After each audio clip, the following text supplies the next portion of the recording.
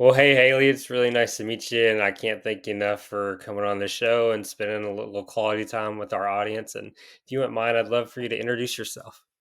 Yeah, thanks so much, Ben. I'm really excited to be here.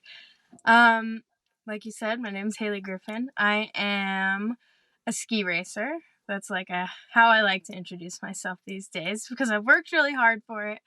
And I never in my life thought I would say that.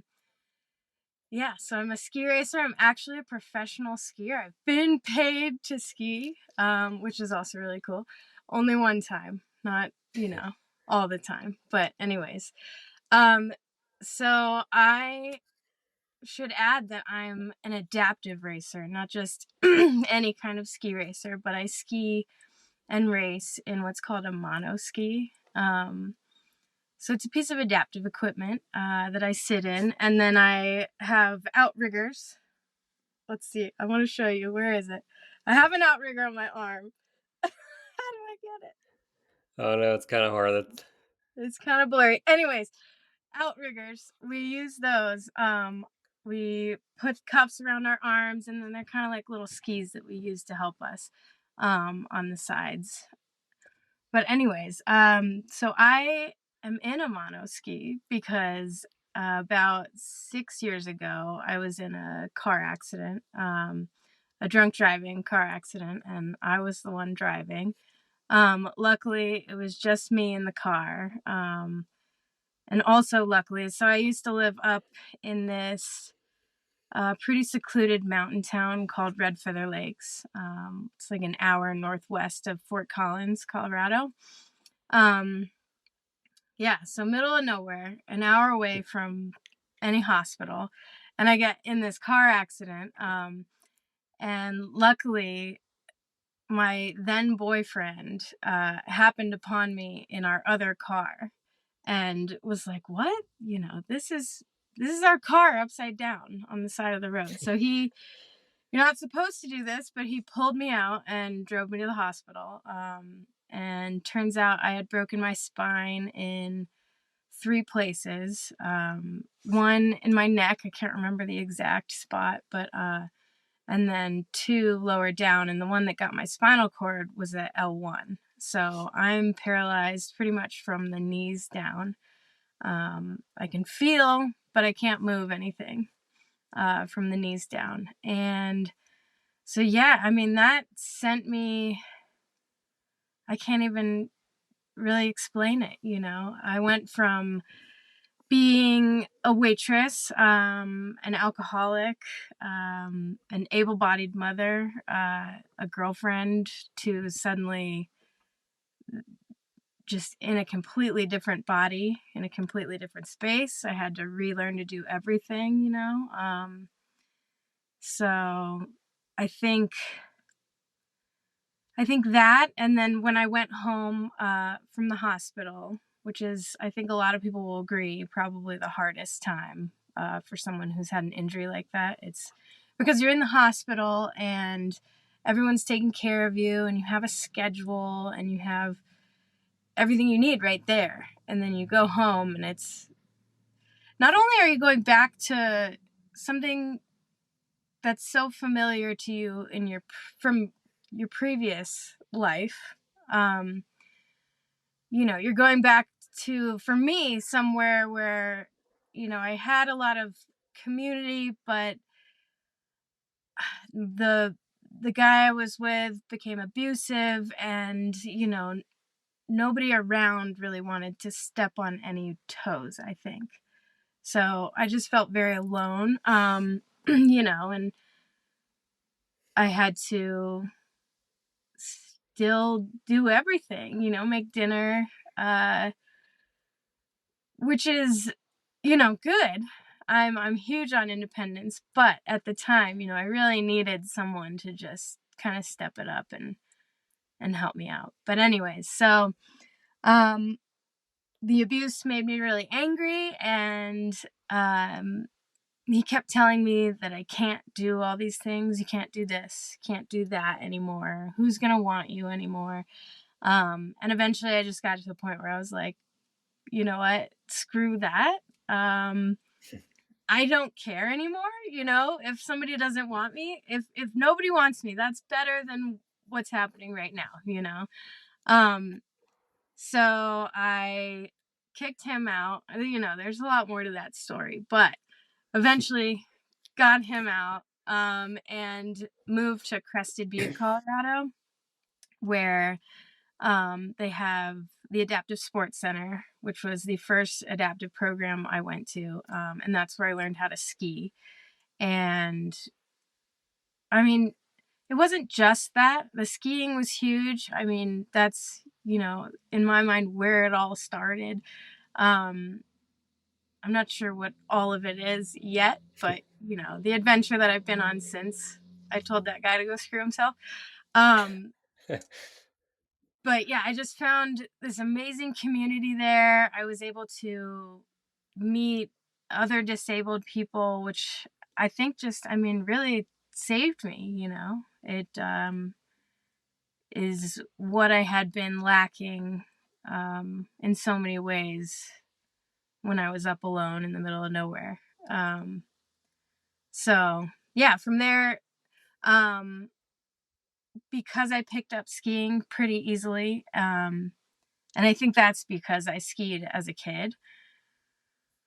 Everyone, was cheering me on, like, yes, you're so good at this. You should keep doing this. You should go to the Paralympics. And I had already been thinking about it. I just didn't know what I wanted to do. And yeah, so that started the wheels turning, so to speak. And the next year I moved to Telluride and learned how to ski moguls, and then met even more really awesome disabled people, who ski every day. So that was really good for my second season, to be with people who ski every single day. And then at that point, I felt like I had, mastered my technique enough to start racing. So because that was a big thing for me. A lot of people just immediately go into racing, which is fine. But I saw something in, learning to ski the whole mountain first before getting into that. I just felt like maybe, I could be better. I don't know what it was. But yeah, so that from there I moved to Park City in the winter. Because I also have an almost 9-year-old, and he lives in Montrose. His dad and I share custody. So I'm back and forth a lot in the winters, now, because well, I guess always, but because Park City is about 7 hours away. So I Oh, I wow. drive I drive that a lot, yeah. But it's worth it.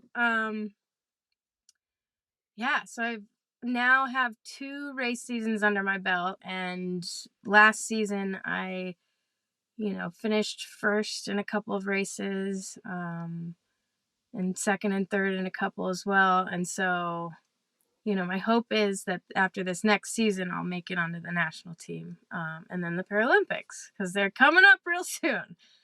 Um, so yeah, I would say that's it. It's a wild ride there, Haley. Yeah, it has been. No, I really appreciate everything, opening up and being so vulnerable, and especially with candor of everything that's going on. And there are some things I'd love to kind of pick out and highlight Mhm, that were, I think, are really important that you mentioned. Is the one was the returning home. I think that's where a lot of mhm, people, even able-bodied, don't understand that. Like you said, you're around all these medical people that can pretty much wait on you hand and foot, and that's kind of, mhm. roughly speaking, that's their job too, right? When you're in that setting, but then, like you said, you go home and it is just your home. So now what, right? You don't have all Right. these people, and like you said, that's when the families kind of got to step up. And fortunately, Yeah. you didn't have that. But then, like you said, the independency thing is really a big thing, because that's really good for you guys, is to be able to do that. But like you said, it's the entrance. You're like, I kind of need to. But I appreciate you bringing that up. I think that's a good point to discuss, and that you brought Yeah. up, that a lot of people don't understand that. Another thing I love, though, is like you said, when you found that skiing community, you felt like you found something you were missing. And so, could Mhm. you go into that a little bit? Because kind of the question I wanted to ask you when we were starting this was like, how really has skiing impacted your life? Because now you went from doing it growing up to now you're an adaptive skier. So I'd love to kind of understand that. Yeah. And I feel like I'm still kind of trying to wrap my head around it because it really is it's a big deal, you know? Hmm. And I Yeah, it think is. any of us who love these sports and love the outdoors can understand that. But yeah, I think so. I'm going to kind of touch on both because they're kind of connected. Um, in that, yeah, when I first came home, I just felt so alone and like a burden and like no one understood. Um, because they don't. I mean, you can't understand a situation like being in that situation unless you are. Um, and so finding that community and finding people who understand, and I think just it just helped me realize that, and I kind of already was realizing this, but it reinforced that just because I'm disabled or we're disabled doesn't mean that um it had like life has to be this frustrating thing. I don't know. And so yeah, so seeing other people who are living it, and I mean, yes, it's frustrating, of course, but moving through that frustration and finding the beauty in it, or something good to learn from it. I think a lot of us who are disabled, take that route. Um and I think that's really beautiful. So, I mean, if you can imagine being surrounded by people who are like that, it just, I don't know, it almost like awakened the humanity within me. Um, which is interesting because everybody, I feel like I've always been a good person. Uh, but I was also very wishy-washy and very flaky and kind of, yeah, so finding people who are motivated and who understand that life is hard but still beautiful. Um, it's I'm getting a little lost. Let me catch it. Let me catch it again. Um, let's see. You're doing great, by the way. And Th- honestly, the just to get you off track, that Yeah. awaken the humanity within you was the most beautiful line I've ever heard. I've never heard anything described Thank like you. that, and I love that because I can I have a similar situation, but different. Mhm. So I joined the military after high school, got out, and then I Mhm. found the climbing community, and it just Mhm. felt like I found a whole second family. And Yeah. then through that climbing community, I found a mentor that got me on the physical therapy path, and then from there, I made all these other friends, and I wouldn't be where I'm at. And so Right. I can see and comprehend where you're coming from, and I've had that feeling and it's mostly in the outdoor community, which is very funny. And I'm not going to crap on other sports, but like it is Yeah. very different. So I Mhm. understand. I can see what you're saying. Yeah. I think there's just so much soul in those sports. Yeah. I don't know how to explain it, but yeah, so I think because we're giving to that, it gives back. I don't know. But yeah, that kind of got me back to where I was going. And I'm gonna lose it again. No. You're um, good. just that. Oh, I got it. We're getting there. I don't know. I lost it. I'm sorry. No, you're good. Yeah. I love it. Well, So I tell you what, we'll circle back to that, but could you describe the first time back on the slopes yeah. in the monoski? Like, what was that like? Um, it. Let's think. It was scary. I mean, and I remember. I think it was snowing pretty hard that day. Um, and I was at Crested Butte, and it's pretty steep. That last hill, down to the bottom. For a beginner is pretty Yeah. steep. Um, but I also remember thinking, oh, I remember this feel, you know, because it feels very similar. I mean, the flow is very similar to four tracking, which is what we call, or no, I'm sorry, two tracking. Four tracking is with outriggers. Two tracking is what we call able-bodied skiing, or anyone with two skis. But and just being really excited because the people who were teaching me were really excited, and I really like to go fast, and I mean, I'd gone fast on my mountain bike before that, um, but otherwise, I hadn't been out of my chair, you know, other than to hobble around, which is, um, you know, not fast. Um, that's actually, I'm just gonna, a little aside, that's one of my favorite things is hobbling up to my mono ski, and then taking off, you know, like showing people, or I just imagine someone seeing me like, oh, what's going on over there? You know, is she gonna fall over? Um, and then me getting in it and just, you know, I don't feel disabled when I'm in my ski, I guess is my point. Um, yeah, because I can ski just as well as anyone else. So, yeah.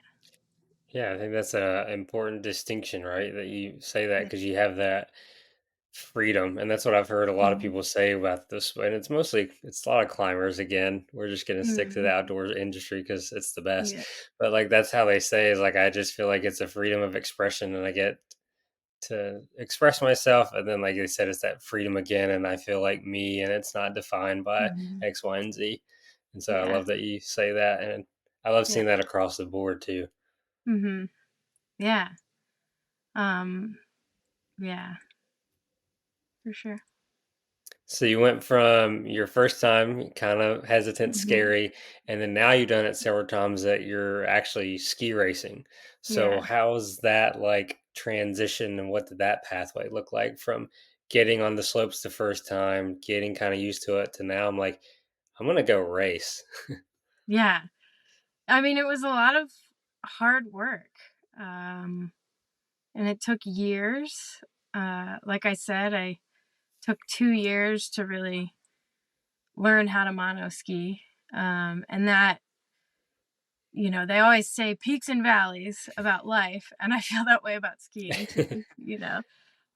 You have these really amazing runs, and then you have really horrible runs where you have to, you know, unbuckle from the rig and have your friend ski it down the hill because you can't do it, you know, or you break both your outriggers, and you can't ski. So, and that's why I love skiing so much. I think I might have already touched on this, but um, it's always a challenge no matter what. Um, as a, you know, going from a beginner to now a racer, I still feel challenged. I still feel like I can always be working on something or always get better somewhere. But as far as the progression with a mono ski, um, I don't know. Yeah, it's very difficult. So I always say that if you're going to mono ski, you have to really want it, because yeah, it beats the shit out of you. Um, but I think or I know that's a big reason why I keep doing it too, because I love that fear. I think I'm addicted to it, you know? Being at the top of a run, whether it's a race run or this really steep mogul run, because those are the two that really get me these days. Um, you know, there's no turning back. I mean, you could always take the sled, but I don't want to do that, you know. So there's no turning back. You have to go down. And I like that because it's, yeah, constantly a challenge. I don't know if that answered your question totally, but yeah. No, it's great, and I appreciate you kind of saying you said some really good things that I think people need to hear about the Mhm. challenge because you grow Yeah. when you are challenged, and the beautiful fact is you said you did this growing up, then you got into the mono ski, and you just feel like you can always learn and you can always improve. And I think that's honestly, I feel like that's the key to life. But I'm Mhm. curious, like, you spent 2 years, you're getting better at it, you're getting used to it. And so, what was your actual like training like? Were you Mhm. in some gyms and stuff too? Because I think that's important to kind of talk about that people could love to hear. Is like, Yeah. what was your training like? Do you get on some cardio machines? I think it's really good to talk about that training aspect because it's movement is medicine, essentially. Right.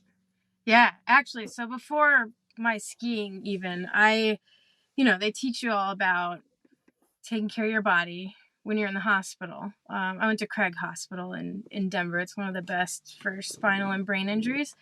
Um, and so yeah, they taught. Sorry, I keep blanking out. You're good. There we go. So we have physical therapy going on every day, and they were getting me out. I went Nordic skiing. I actually went climbing as well.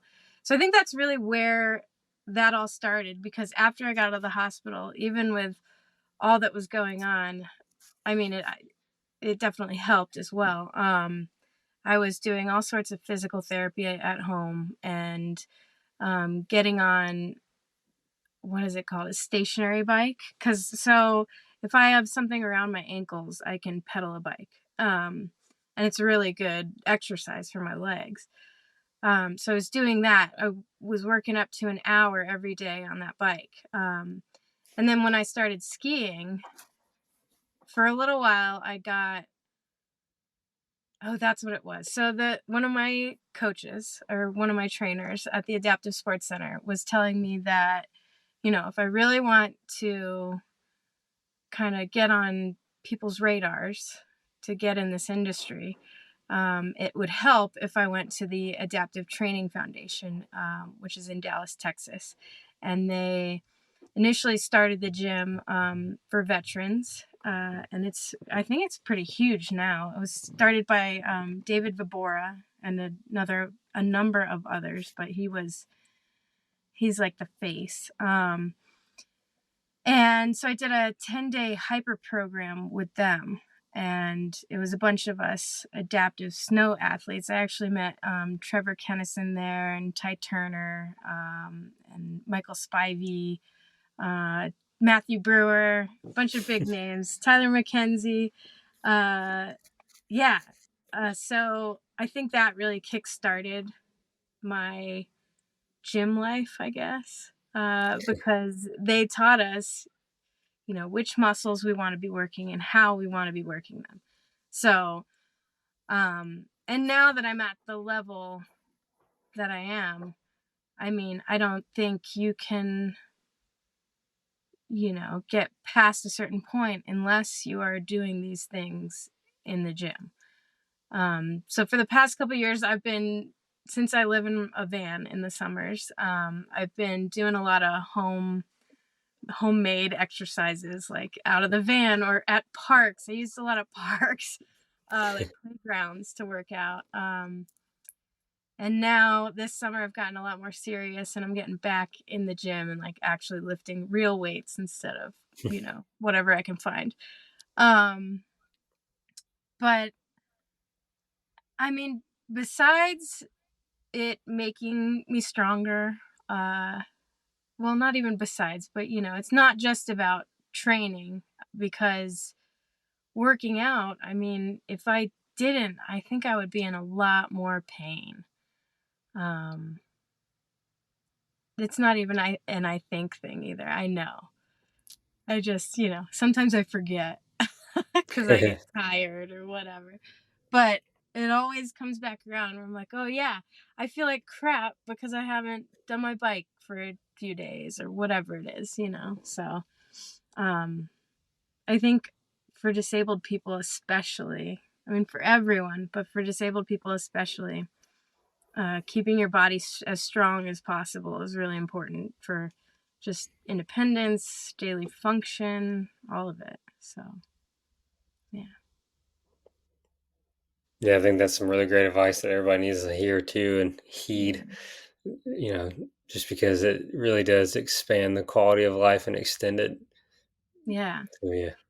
Yeah, and I've been thinking about advice I would give to people, who are struggling with going to the gym or whatever it is. And I think the reason I've been able to make a consistent change is because I took it in little bites. Like I said, I started at home, um, and then worked up to the Adaptive Training Foundation that I went to. And then, was taking what they taught me and applying it to home workouts again. So kind of, I don't know, just not putting too much pressure on myself, which is a big thing for me. With my racing, with everything, like I can't put too much pressure on myself or I'm going to flail. Um, so maybe that's the advice. Don't put too much pressure on it. Just, work at your pace and eventually it'll get better. So, Yeah, I think you hit that right on the head because we have a instant gratification society because of a mhm, lot of technology, which technology is not bad, it's just a tool, but right. you get that instant gratification like Amazon shipping in 2 days and things like that. And I mean, you just sat here and talked about you got back on the mono ski and it's been 2 years and you're still, yeah, you have a good handle on it, but like you said, there's always improvement. And that's the thing Mhm, with the gym. The goal is to keep going to the gym, not so. right. Right. Yeah, Yeah. lot of advice. I'm loving it. Sweet. Heck yeah. We've been hitting skiing a lot, which I know that's kind of your primary thing, especially being a Mhm. racer and you're trying to get on the national team and you have Paralympics in mind, which you're going to Yep. crush it. And so Thank can't you. wait to see that happen. But I noticed that on your Instagram, you also do some mountain biking, and so we got to Mhm. go down that road. And I'm actually Yeah. kind of curious because I talked to another mountain biker who's actually slowly getting into adaptive skiing, and I'm Cool. really kind of curious on your opinion of how those kind of cross over to each other when it comes to training and other things. Yeah. I mean, they're huge. That's my sole, cross training, or my sole mode of cross training. Mhm. Because, well, that and just a quick aside, wakeboarding's a lot like skiing too. But Okay, yeah, yeah. let's do it. But mountain biking, I mean, okay, so I didn't mountain bike a whole lot this summer, but normally I mountain bike a lot. Um, and the first couple of years, I think it was the most noticeable from the first year that I skied, and I had mountain bike before that, and then mountain bike the summer after that, and was doing like they have an adaptive mountain bike world championship in Crested Butte. So I got a lot of training on that.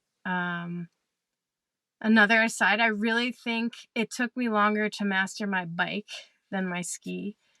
Um, but yeah, I felt like after that first ski season and then the summer and then the next ski season, I felt like I had still been training all summer long because it's just the balance is very similar, and the way you move your body to balance. So that was really cool, to discover that while I'm mountain biking, which I love, I can still be training for my skiing. um, but yeah, did I answer the question? Yeah, you're good. I just love hearing you talk. We could talk Yeah. about outdoor sports all day, especially Right? mountain biking and skiing, and I love that you'll always find either a skier, a mountain biker, and it doesn't matter what outdoor sport they're gonna have some other hobby because we just Hmm. love doing it all. So it's just being Yeah. outside is the greatest thing in nature. Oh, totally. Yeah.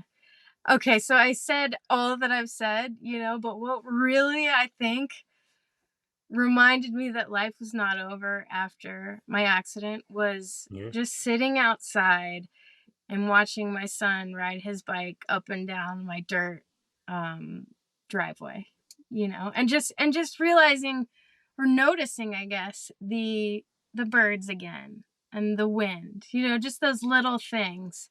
I think that's really what put that breath of life back into me at the very start. So I think that ties into why I'm so, gung ho about all these outdoor sports because, I get to do both of those things. I get to be in nature and go fast. So yeah, I totally agree. Yeah, and then you get to bring your son along and Yeah. teach him and all that other stuff, which is going to be a great time. Yeah, actually, so speaking of mountain biking, this summer was the first time I went with the National Ability Center, which is Mhm. actually who I train with or train through in the winters. But we did a team camp this summer, which was so fun. And my son got to go, and it was the first time we had ever mountain biked together. We had biked together a million times, but he's 8 and he has no sense or no real sense of like this is gonna really hurt. I should probably slow down. So, but he did amazing, and it was so fun. So yeah, I'm very excited about that. He loved it. He actually biked all the way up. I think it was. I can't remember how far we went, but I was like, wow, good job. Yeah. That's awesome, and I love that, like, you're just sitting there talking about your son, like, I can just see you lighting up talking about it, and I think Yeah. I love seeing that, and, Yeah. kind of the out of box question, because I told you I had one, Mhm. is I'm really curious, what do you think is, like, the greatest lesson you learned from your son?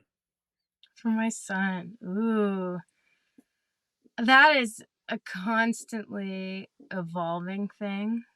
Mhm. Um, okay, so I'm gonna it's gonna be a little complicated, but because of the trauma that I have from what happened after my accident, and the abusive ex, um, I find that my son triggers me a lot because um he's 8 and he's wild. I've raised him to be wild. So everyone, every once in a while he'll give me this attitude or just be rude, which is normal. But I just find myself like flying into these rages. It's like that's not me. I am not an angry person at all. But it's just these triggers that I have now. So I've been recently um learning how to, work through that more. Um But I say it's constantly evolving because I think that's part of what having kids does is it forces us to look at ourselves, whether it be because of what we're hoping to teach them, or because there's something we hope to teach them but our actions are not mirroring that, so then they're learning the opposite, and so you have to be like, well, wait a minute, what's really going on and why. So yeah, I mean, being a parent is hard, but it's amazing, you know? It's so fun. And yeah, I've learned a lot about myself. That's just one thing, but I've learned so much just because he's there. And I really think as well, he kind of anchors me. Because I'm a rambling man. Uh and he forces me to have a home base, have an anchor, which I think is good. It's a good balance. So he balances me. Um, yeah. Yeah, that was wonderful. Thanks for sharing. Well, yeah. It's great that you said he anchors you because, you're doing the van life thing, it sounds like in the summer. Yeah. And, like you said, you have a home base, and I think that's really important. A lot of people Mm-hmm. don't have that, and some people are at home, but again, they go back to, like you said, you were at home, but you felt alone, and you have Mm-hmm. people that are currently doing that and are in a similar situation, which is really sad to see. But Yeah. there's a Yeah. way out of it. There is. And that's I think because you asked me to do this, I've been thinking a lot lately. Well, and because of certain other situations in my life, I've been thinking a lot about how do you get someone to have a revelation like I did without the huge blow up of your life, right? Because I think a lot of the time people have to have that to, like, I needed that. I needed a smack in my face so that I, you know, found my humanity. I don't know what I'd be doing if that hadn't happened. So yeah, I've been thinking a lot about how do you get people to get out of that without smacking them in the face, so to speak. I don't know. I don't have the answer.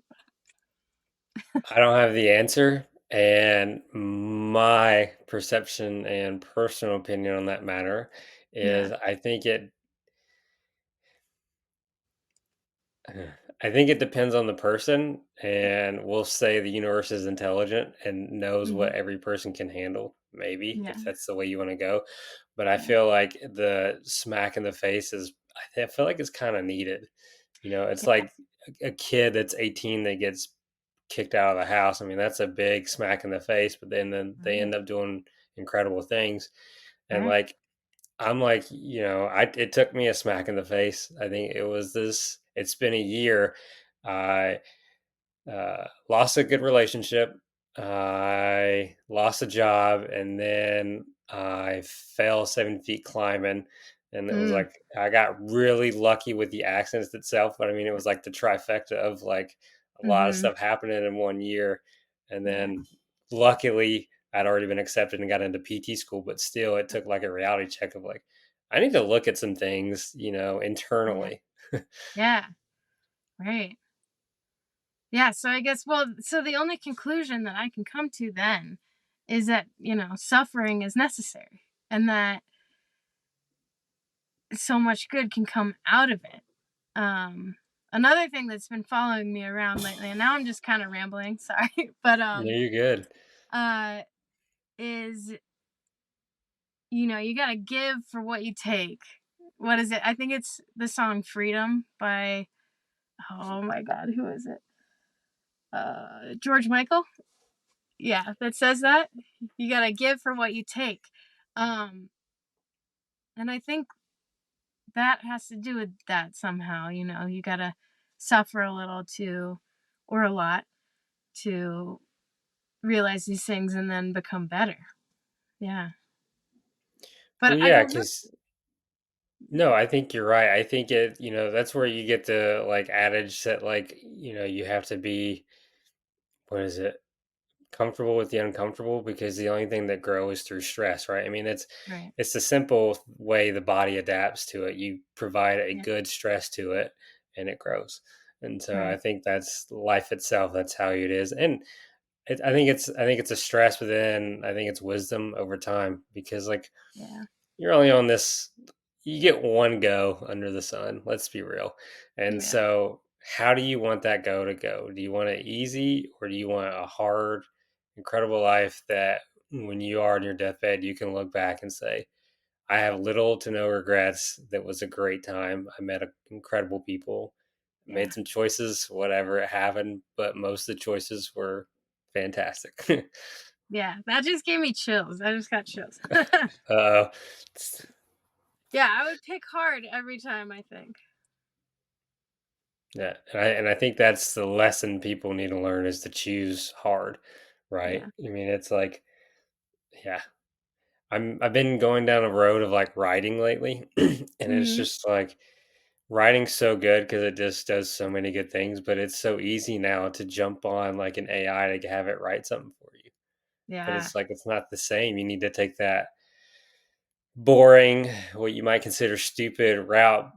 If you want, it's not hard per se, but like Right. sitting there trying to come up with something is hard. Sit there and try to write an essay just for the heck of Right? it, and you're like, Yeah.